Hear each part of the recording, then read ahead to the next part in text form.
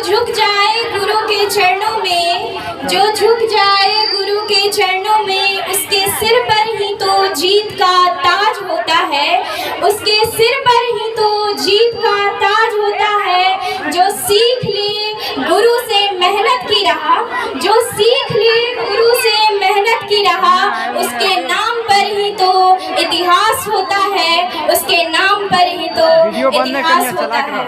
यहाँ उपस्थित सभी अतिथिगण व मेरे प्रिय भाई बहनों, आप सभी को सर्वप्रथम मेरा सादर प्रणाम।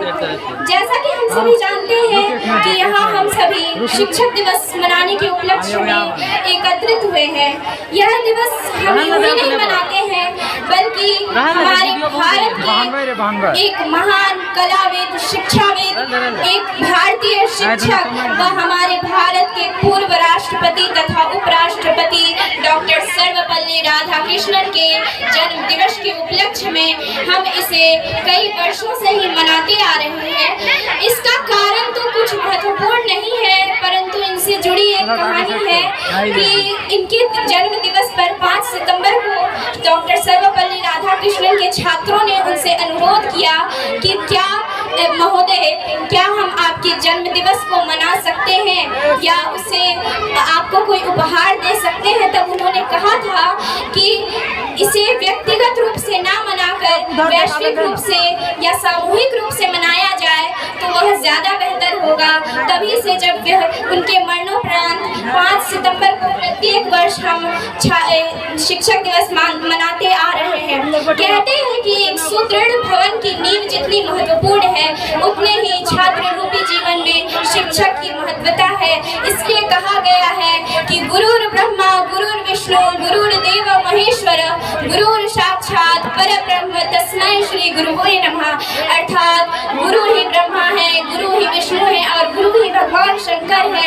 और उस गुरु को मेरा प्रणाम है जो छात्र रूपी जीवन में जो हमें गुरु के बारे में बताते हैं और हमारे लिए अनेक काम करके और हमें हमारे दिल में एक अमिट छाप छोड़ जाते हैं। कुछ गुरु ऐसे भी होते हैं जो आते हैं और चले जाते हैं, लेकिन कुछ गुरु ऐसे होते हैं तो जो आते हैं तो अपनी छाप छोड़ जाते हैं।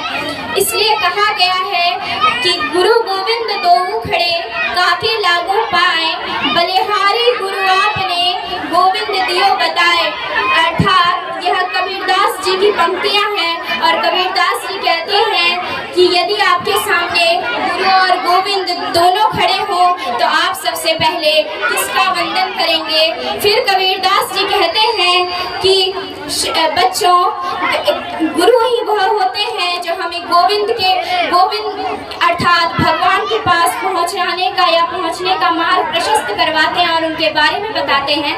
इसलिए हमें सबसे पहले अपने गुरु का ही वंदन करना चाहिए और अपने गुरु का सदैव सम्मान करते रहना चाहिए।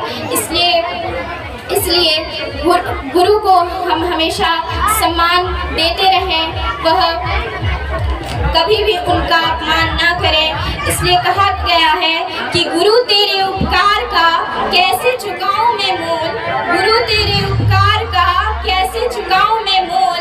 लाख कीमती हो धन भला, लाख कीमती हो धन भला, पर गुरु है मेरे अनमोल, पर गुरु है मेरे अनमोल। अब एक गुरु ही होते हैं जो भले ही हमें पढ़ा दें, लेकिन कभी भी वह जिक्र नहीं करते कि मैंने तुम्हें पढ़ाया है तो मुझे भी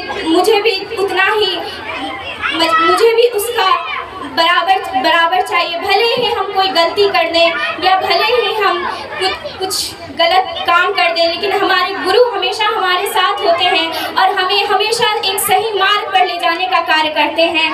इसलिए कहा गया है कि ना तारीफ के शब्दों की है उसको चाहत, ना तारीफ के शब्दों की है उसको चाहत, ना महंगे उपहारों से होती है उसकी इबादत, ना महंगे उपहारों से होती है उसकी इबादत। उसे तो मिलती है तभी आत्म शांति, उसे तो मिलती है तभी आत्म शांति, जब फैलती है विश्व में शिष्य की कांति, जब फैलती है विश्व में शिष्य की कांति। धन्यवाद।